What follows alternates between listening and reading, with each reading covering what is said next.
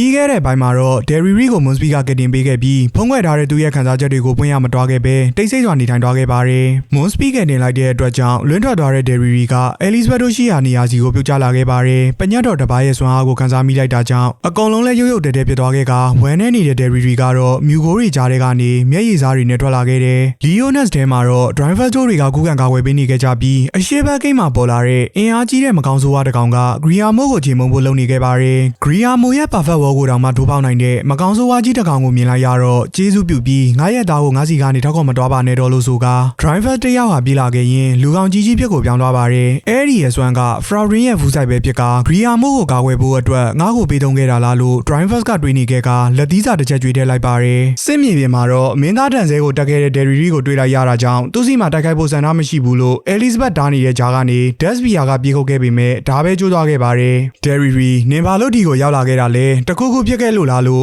Elizabeth ကမေးလိုက်ကဘယ်ကိုတွားရမလဲငါမသိဘူးဖြစ်နေခဲ့တယ်။အဲ့ဒီလိုမတီးခဲ့ချိန်မှာနင်းရဲ့အစွမ်းကိုငါခံစားမိခဲ့တယ်။ Moonsby ကငါတက်ကိုကယ်ဖို့ကြိုးစားခဲ့ပြီးသူ့ကို Extra Rosa ကတက်ပစ်လိုက်တယ်လို့ပြောလိုက်ပါတယ်။အဲ့ဒီအချိန်ကောင်းကင်ကနေရှိန်နဲ့ပြေးဆင်းလာတဲ့ Extra Rosa ကိုတွေ့လိုက်ရပါတယ်။မင်းကိုရှာတွေ့ပြီးရှာတွေ့တာတဲ့ပိုကောင်းတာကိုတောင်မှရှာတွေ့နေပါလားဆိုပြီး Elizabeth ကိုကြည့်ပြောလိုက်ကဒီဗေးလန်တာဆိုတဲ့သူ့ရဲ့ငရဲခွေးကြီးကိုထုတ်တုံးပြီးတော့တိုက်ခိုက်ခဲ့ပါတယ်။ Elizabeth နဲ့ Derry တို့ဘေးမှာငရဲခွေးကြီးကိုဖပြေးစေပြီးတော့အကာအရန်တစ်ခုကိုဖန်တီးလိုက်တယ်။ငါ့အကိုလက်ထဲကနေမင်းဘလို့ထွက်ပြေးလို့မြောက်လာလဲဆိုတာကိုငါမသိပေမဲ့ငါတော်တော်ကန်ကောင်းတာပဲမင်းနဲ့တွေ့ရလို့ဝမ်းသာပါတယ် Elizabeth လို့ Extra Rosa ကပြောလိုက်ပါတယ်။ Derry မင်းရဲ့ပညတ်တော်ကိုငါယူမယ်စိတ်မပူပါနဲ့ Moonsby ရှိတဲ့နေရာကိုမင်းကိုသိမကြခင်မှာပို့ပေးတော့မှာပါလို့ပြောလိုက်တော့ထင်တဲ့အတိုင်းရှင်က Meliodas ကိုမိစားပေးရင်တစ်ဖြစ်လာအောင်လို့ပညတ်တော်တွေကိုလိုက်စုပေးနေတာပဲလို့ Elizabeth ကပြောလိုက်ပါတယ်။ Meliodas ကိုနှစိုးပေးရင်ဖြစ်လာအောင်လုပ်ပေးရမယ်ဟုတ်လားဆိုတဲ့စကားမဆုံးခင်မှာ Elizabeth ရဲ့အာကနဲ့ချုပ်ခံလိုက်ရပြီးအဝေးကိုတွန်းပို့ခံလိုက်ရပါတယ်။ Elizabeth ရဲ့အာကနဲ့ခံရတာတောင်မှဘာမှဖြစ်မသွားပါလားချီးကျူးစရာပဲ Extra Rosa လို့ Sariel ကလည်းပြောလိုက်ပါတယ်။မတွေ့တာကြပြီပဲထားမိရနဲ့ Sariel တောက်ကျင်မကောင်းတဲ့လူရိုစီရဲ့ကြီးရော့ပမာလဲကွာပြီးတော့နောက်ထပ်တစ်ယောက်နာမည်ကရောပါပါလိမ့်မာရဲ့ဟုတ်တာသူ့ကိုငါတက်ပစ်လိုက်ပြီပဲဆိုက Extra Rosa ကပြောလိုက်ပါတယ်။ Extra Rosa ရဲ့စကားကြောင့်ဒေါသထွက်ထားတဲ့တမန်တော်တွေက Passionate Saint ဆိုတဲ့တိုက်ကွက်ကိုတုံးလိုက်က Extra Rosa ကိုပစ်လိုက်ပြီးငါတို့တစ်ပါးချင်းစီရဲ့အစွမ်းဟာပညတ်တော်နှစ်ပါးရဲ့စွမ်းနဲ့ညီတယ်မင်းကိုရှင်ပြဖို့ကငါတို့အတွက်လွယ်လွယ်လေးပဲလို့ပြောလိုက်ပါတယ်။တော်တော်ကိုတောက်ကြီးတောက်ချေပြောတတ်တဲ့ကောင်တွေပဲတမန်တော်လေးပါးတွေကစွမ်းအားကြီးဆုံးတယောက်ကိုတောင်ငါတက်ခဲ့တာလေမင်းတို့ငါ့ကိုနိုင်မဲ့ထင်နေတာလားဆိုက Killing Soxa ဆိုတဲ့တိုက်ကွက်နဲ့တိုက်ခိုက်လိုက်ပါတယ်။အဲဒီတိုက်ခိုက်မှုကြောင့်တမန်တော်နှစ်ပါးလည်းလုံးမရဖြစ်နေခဲ့တယ်။ Elizabeth တို့ဘက်မှာတော့ဒီယာနယ်ရဲ့ကဘာမြေကြီးရဲ့စွမ်းကြောင့်အကုန်လုံးကအဆင်ပြေသွားခဲ့ကြပြီးအန်ဒီရဲ့ကင်းခဲ့ကြပေမဲ့လူသားခန္ဓာကိုလောင်မြိုက်သွားတဲ့ Sariel နဲ့ Tamiel တို့တွေကတော့သူတို့မူလားပုံစံကိုပြန်ပြောင်းသွားခဲ့ကြပြီဖြစ်ပါတယ်။ငါတို့ရဲ့ချက်စရည်မတွေကိုတုံးပြီးငါတို့အကိုကြီးမာရဲ့အတွက်လက်စားချေပေးမယ်လို့ပြောလိုက်ပါတယ်။လွန်ခဲ့တဲ့နှစ်3000ကဖြစ်ပျက်အတွက်လက်စားချေမလို့တယ်လားအခြေအနေကရန်ကိုတည်ငြိမ်တဲ့ပုံထွက်နေတာတောင်မှမင်းတို့နတ်ဗျာတွေ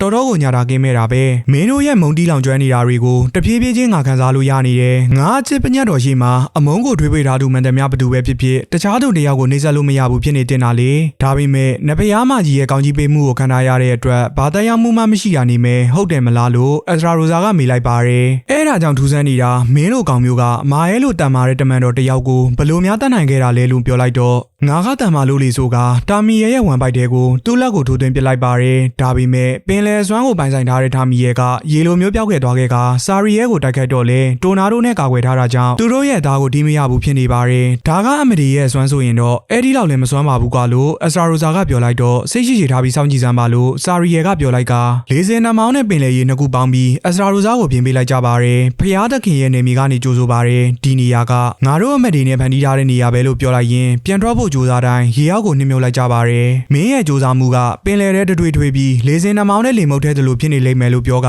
Extra Rosa ကိုပေါင်းပြီးတော့ပြင်ပေးနေခဲ့ကြပါတယ်ငါတို့တွေခုပဲလက်စားချေပြတော့မယ်40နှမောင်းနဲ့ပင်လယ်ကြောင်တစားစီဖြစ်သွားပြီးထွက်ပေါ်လာတဲ့မိုးကြိုးတွေနဲ့အစိမ့်စိမ့်မှောင်မှဖြစ်သွားပြီးတော့ဆိုကစာရီရဲကတိုက်ခိုက်လိုက်ပါတယ်ငါတို့ရဲ့တိုက်ခိုက်မှုကမိစ္ဆာတွေကိုမော်လီဂျူးစင်းတီတိုင်အောင်ပျက်စီးစေတာကြောင့်ထီမီတဲ့မိစ္ဆာတွေဟာပြန်ကောင်းဖို့ဆိုတာမဖြစ်နိုင်ဘူးမာရဲကိုတက်ပစ်ခဲ့တဲ့မင်းရဲ့အပြစ်ကြောင့်ပျောက်ကွယ်သွားပြီးတော့လို့ပြောလိုက်ပေမဲ့ Extra Rosa ကတော့ဂါလန်ရဲ့စွမ်းကိုစုပ်ယူဖို့လုပ်လိုက်ပြီးဖြစ်ပါတယ်ကြီးမားတဲ့စွမ်းအားတစ်ခုပျောက်သွားပြီလို့ခံစားရတာကြောင့်အားလုံးကခြေနေတွေကိုစောင့်ကြည့်နေခဲ့ကြပါတယ် Derry ကတော့ Elizabeth နဲ့စကားပြောနေခဲ့ပြီး Moonsby မတည်ခင်တုန်းကငါ့ကိုပြောစရာတစ်ခုရှိတယ်လို့ပြောခဲ့ပေမဲ့အဆုံးထိမပြောဘဲဖုံးကွယ်သွားခဲ့တယ်အဲ့ဒါဘာများဖြစ်မလဲလို့မေးနေခဲ့ပါတယ်နင်းနဲ့အတူအမြဲရှိခဲ့တဲ့ယောက်ျားတစ်ယောက်စီကဖုံးကွယ်ထားတဲ့စကားဟုတ်လားတောင်းပန်ပါတယ်ငါမသိပါဘူးလို့ဖြေလိုက်တာကြောင့်နင်းမသိတာဖြစ်တင်ပါတယ်ငါအမြဲတမ်းမစင်မချင်းတိုက်ခိုက်လေးရှိပေမဲ့သူကငါ့ကိုအမြဲတမ်းနောက်ွယ်ကနေတိတ်ဆိတ်ကာဝယ်ပေးခဲ့တယ်လေဒါပေမဲ့သူ့အတွက်ငါဘာမှမလုပ် လုပ်ပေးနိုင်ခဲ့ဘူးလို့ဒယ်ရီရီကပြောလိုက်ပါတယ်ငါလည်းအတူတူပါပဲမယ်လီယိုဒတ်စာငါ့ကိုအမြဲတမ်းကာကွယ်ပေးခဲ့တယ်ငါအတွက်နဲ့သွေးတွေမျက်ရည်တွေဘယ်လောက်တောင်သူကြခဲ့လဲဆိုတာကိုငါသဘောမပေါက်ခဲ့ဘူးအခုဆိုရင်ရာအားလုံးကိုစတေးပြီးငါ့ကိုကယ်ဖို့အတွက်သူလုပ်နေပြန်ပြီလေ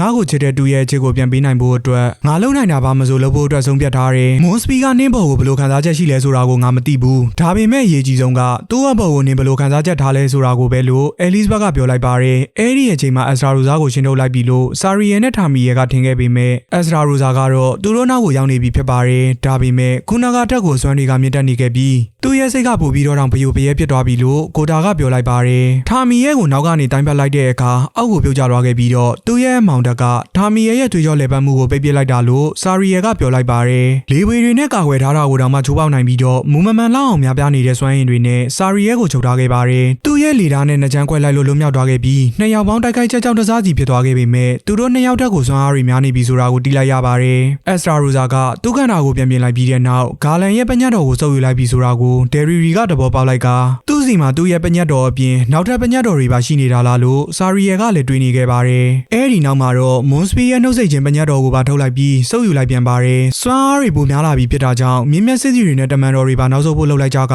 အက်စရာရိုဇာရဲ့ပုံစံကမယ်လီယိုဒတ်လိုမျိုးဖြစ်နေတာကိုတွေးလိုက်ရပါတယ်お前ら黙って殺されればいいこのメリオダス様にな